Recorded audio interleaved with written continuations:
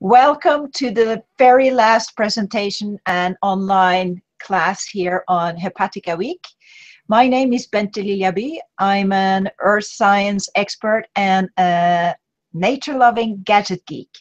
With me today, I have Dag Anders Moldestad, who is going to talk about the link between the lovely Hepatica nobilis or liver leaf or Leberblümchen or blåveis and space. So there is a link, Dag Anders.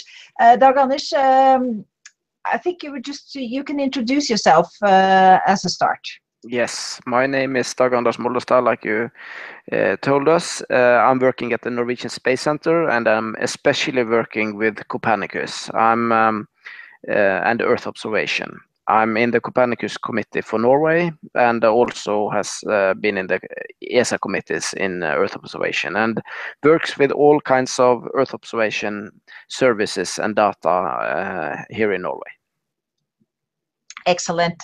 So before we let Dag Anders explain us how citizen science data and space can be related, I would like to say a little bit more about citizen science and my company who is organizing this Hepatica Week. So in addition to be a nature-loving gadget geek, I'm actually an expert on Earth observations, and I work particularly with the combination of different data types and how we can use it in different applications. And so BLB, the company, the small company situated here in Norway, is a member of the European Citizen Science Association. And I will like to share with you some information about the ECSA, as we call it, the European Citizen Science Association. It's the end of the week here. So I will share a screen with you first. Just hold on. I will share it with you. So here we go. So the European Citizen Science Association is a rather new association. Its headquarters is in Berlin, and I see. The association has a mission, and that is to connect citizens and science through fostering active participation. And that's what we have been doing all this week. We have been very actively collecting information about the lovely liver leaf. But of course, there are many other activities you can do, many other observations you can make as a citizen. So the vision of ECSA is to by 2020, citizens in Europe are being valued and empowered as key actors in advancing knowledge and innovation, and thus supporting a sustainable development of our world. So that's the overall position of ECSA. Now, here you see there are lots and lots of members. Already, even though it's young, it's 95 different kinds of members from 25 European countries. And you see here is my little logo. So I'm a part of this family of organizations that are engaged in citizen science. I will skip a few of the slides. I would just show you how young we are. I'm a member, so when I say we, so we, the members of ECSA.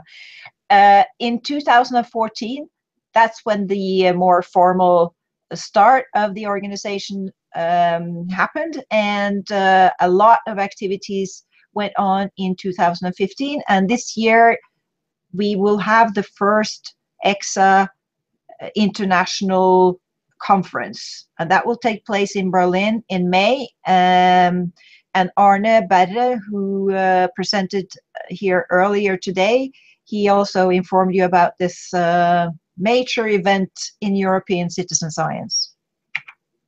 So there are three sort of activities that are part of the strategy of ECSA, and that's to promote sustainability through citizen science.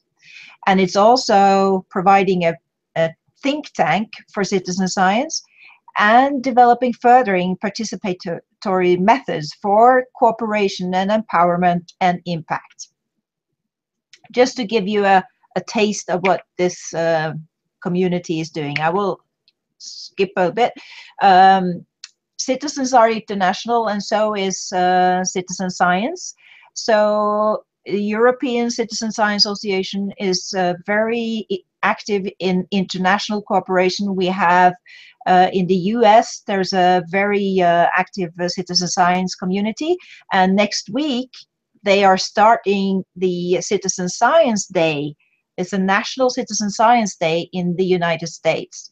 So, and we are cooperating very closely with the US, and also there is a very active community in Australia.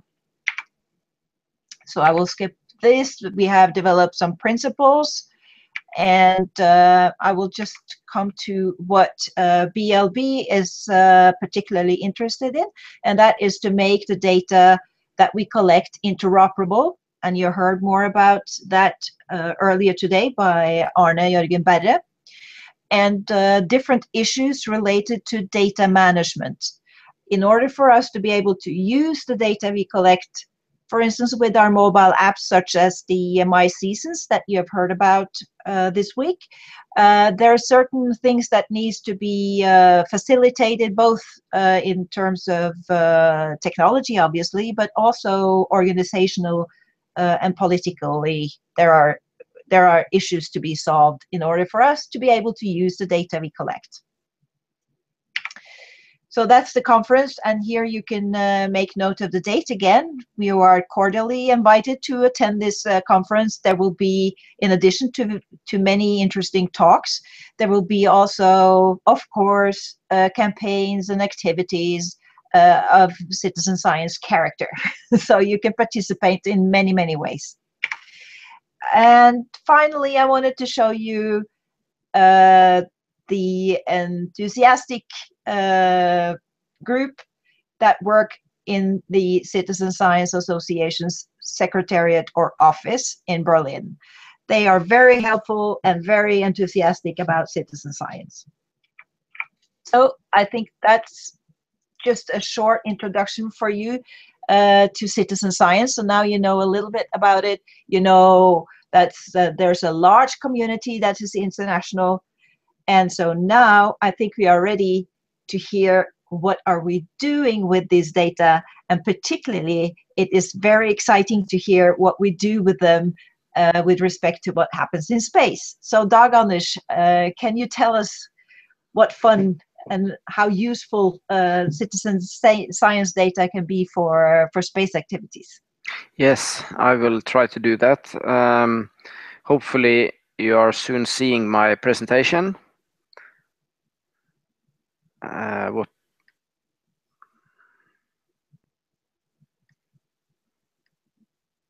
Let's try to share it. Yep.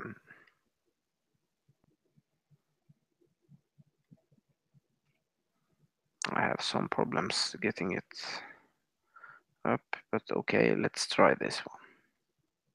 You'll see. And then we go for...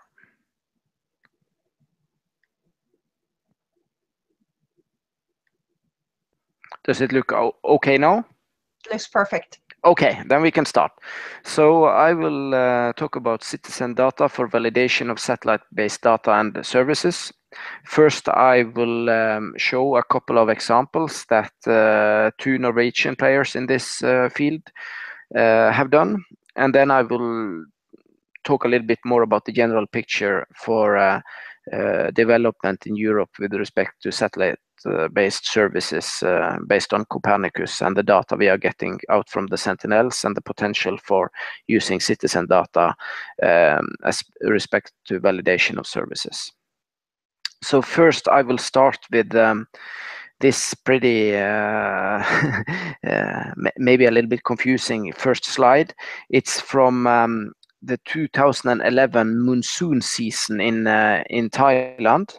Then there were severe flooding where over 800 people died And the flood lasted close to 6 months, from July 2011 to January 2012.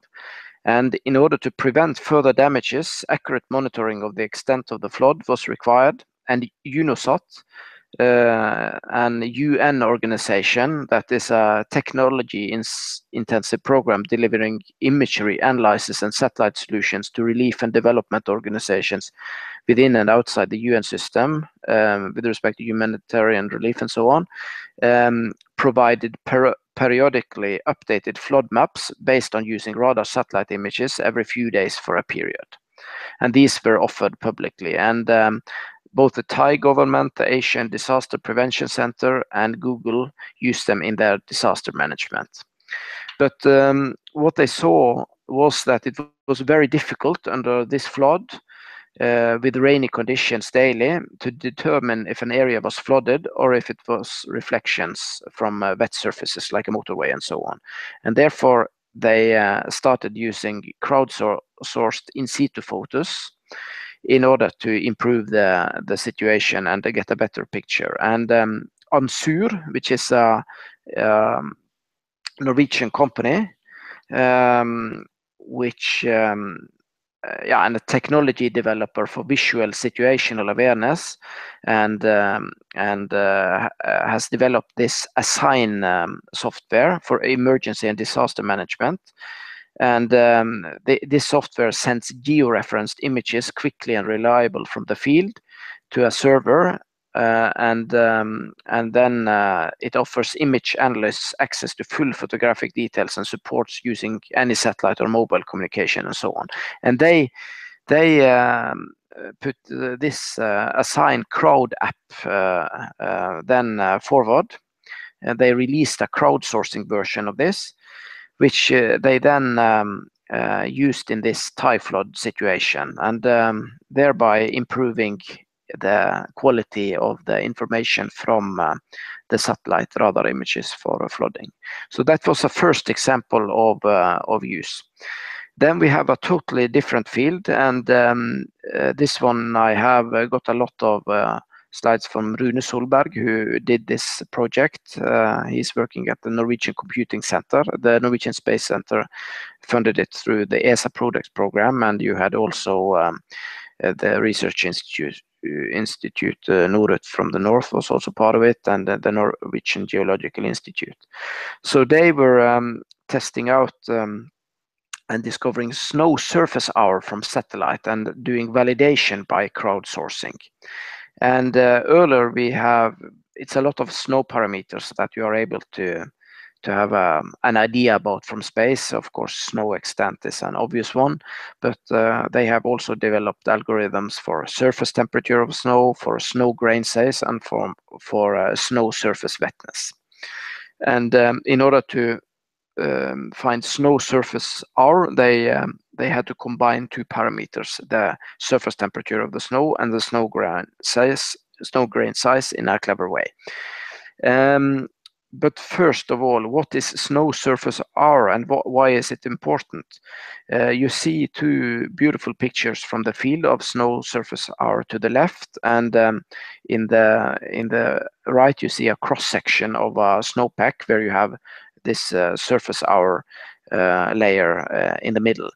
And the snow surface hour is typically a weak snow layer, and mapping of the extent of surface hour is very important in order to give warnings about avalanche danger, because when you have an avalanche, it typically slides on the surface hour. And what we have seen is also that 2 days to 12 days after this surface hour has been made, then you have an avalanche. Of course, it can also be destroyed by wind, but this is something that is made when it's very clear days and cold, and you have a huge temperature gradient in the snow and versus the air. And then you have these layers. So okay, crowdsourcing. So here is an example where you have got different images from the field. They asked to get images of surface hour from the field, and to the right you can see how it looked like, and to the left you can see the different positions. And then you combine this with info about the satellite images, and you have the snow grain size parameter in the upper part of this figure or curve, and you have the snow surface temperature down. So when you had a combination of a high snow grain size and low snow surface temperature, then you had this snow surface hour situation. And this was also very nice that it was typically something that you could see from an optical satellite, because the snow surface hour process was happening when it was clear weather. So you didn't have to see through the clouds. So here is a typical product that you can get from this, and you see that in red, then you have a significant surface hour in those areas, while when you have yellow, you have some surface hour, and when you have nothing of this, then you have nothing at all. So this is how we did this. Yes, that was an example from the Norwegian Computing Center. In the end here, I would like to say a little bit about Copernicus, the huge Earth observation program in Europe that will be, I think, the best operational Earth observation program in the world. It consists of 6 different satellite types and also 6 different services. I will not go into the services here, but I will try to say a little bit about the satellites. As you see, it's an operational system. That means that from 2014, when we launched the first Sentinel-1A satellite, we will have new satellite data coming with the same type of measurements from this type of satellite all the way to 2030, and in practice in all eternity. From 2030 on, you will have a new generation of satellites following the first generation. But already now, everything have been funded up to 2030. So we are right now in a paradigm shift. So you will have Sentinel-1A and B flying in a pair, and when you have had when the lifetime of those are finished, you will have a new pair, 1C and 1D, flying up. And the same with Sentinel-2, with Sentinel-3. And then you have 4 and 5. 4 is geostationary instrument on the geostationary weather satellites, while 5 is instruments on the polar orbiting satellite, and both of these are measuring atmospheric chemistry. 5 precursor is a satellite that will come a little bit before that. At present, you have Sentinel-1A flying.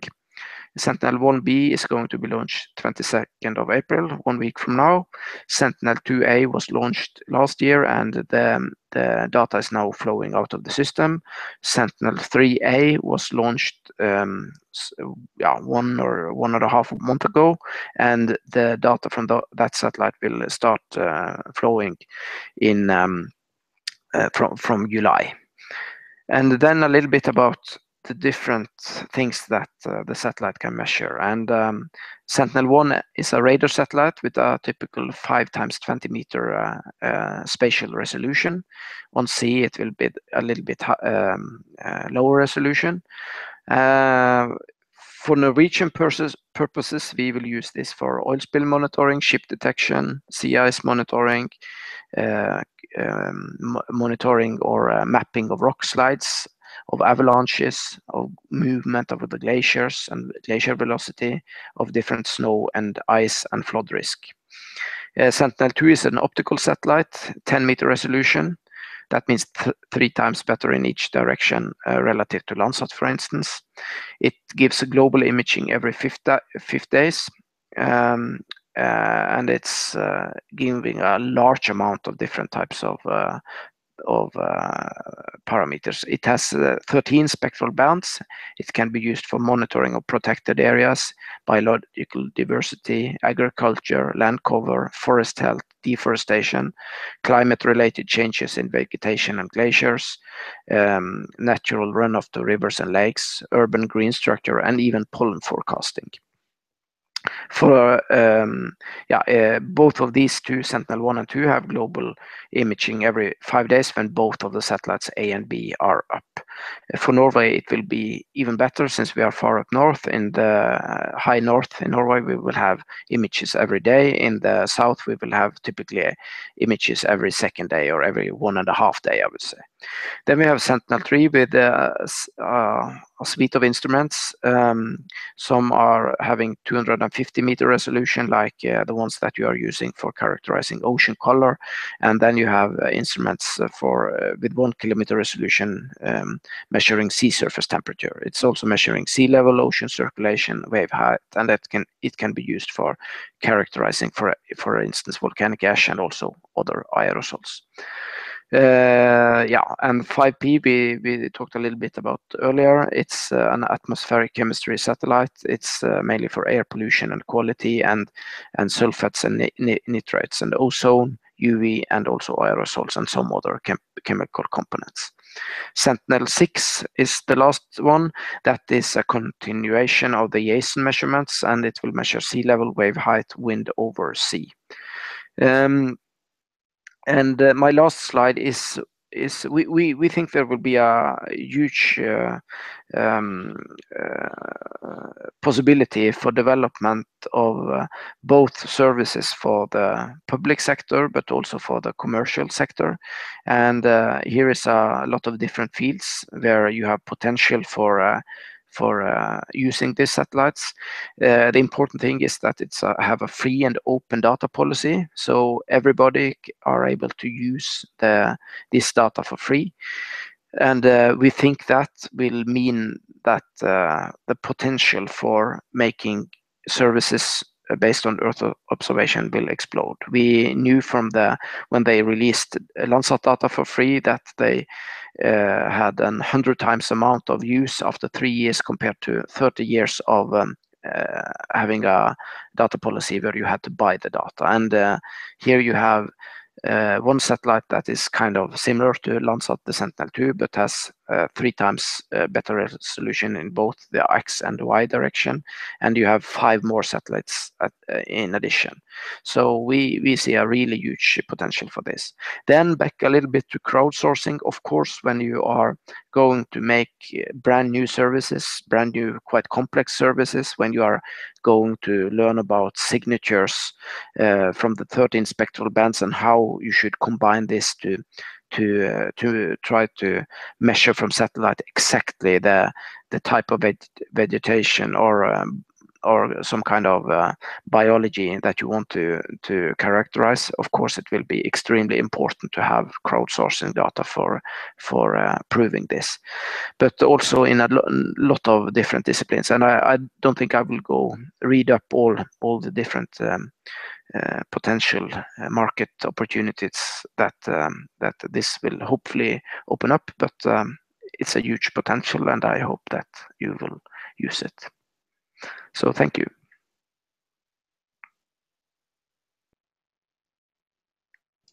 Thank you so much, Anders.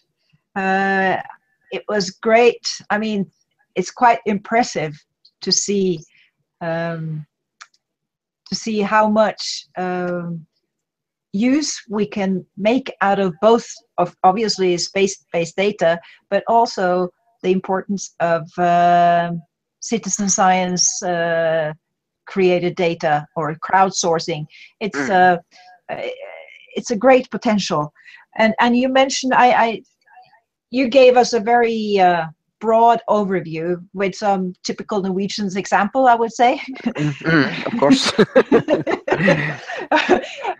But so just to pick up and underline that, you know, the different types of vegetation, just to link it to our lovely Hepatica nobilis, Hepatica week. It's, I mean, this is really small, obviously, but in the end,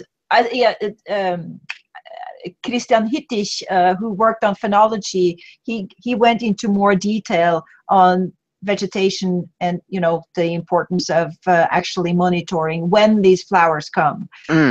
So that's, yeah, but then there's so many more areas, so many more observations of different kinds of observations like water or snow crystals. It's like we cannot even comprehend it, I think, the possibilities. So, but I'm, you know, in the Hepatica week, we have used this beautiful spring flower as an illustration for, you know, that it can be very mundane, it could be very close to what we are doing, to our daily life, but it has an impact even, you know, all the way to space.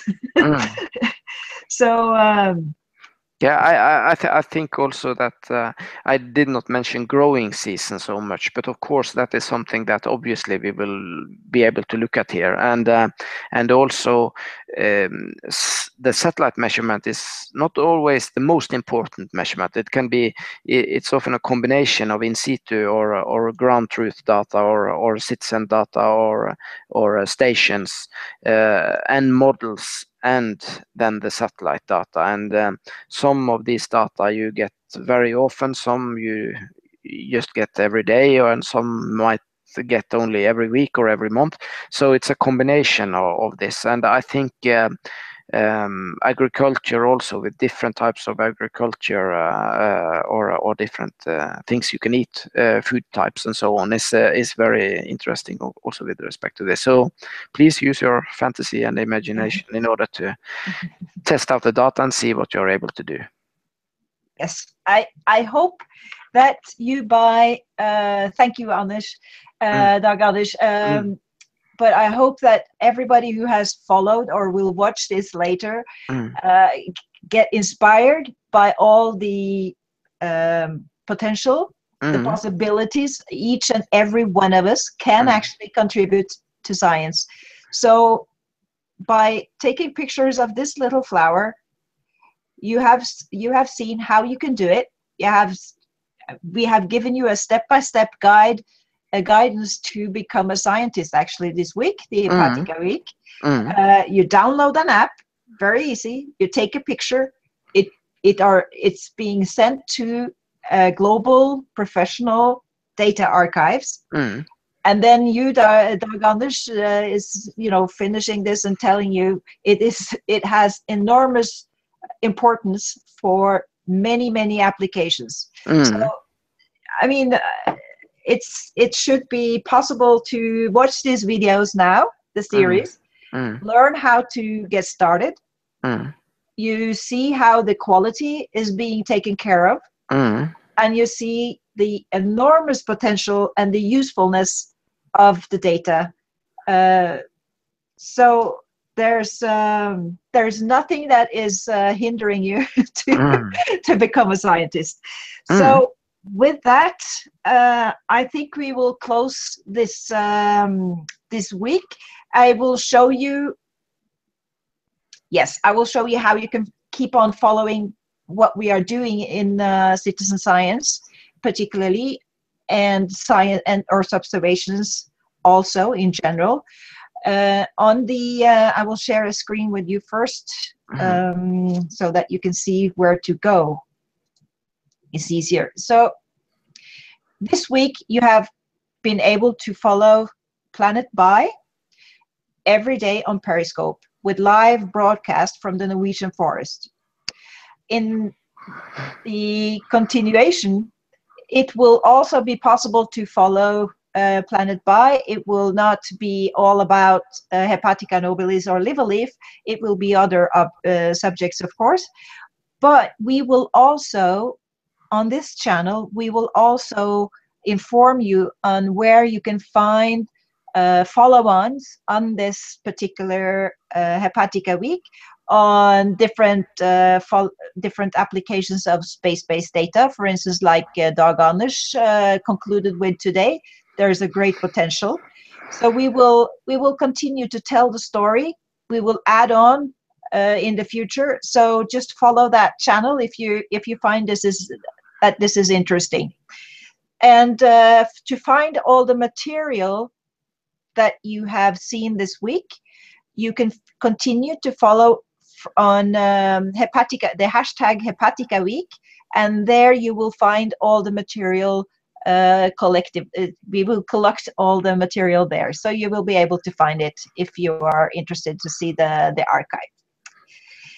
So with that, we say goodbye from Mother Earth, and Dag Anders, you represent space now. Yes. So thank you so much. And I certainly hope to see you again in another, covering another subject as well. So bye-bye. Bye-bye.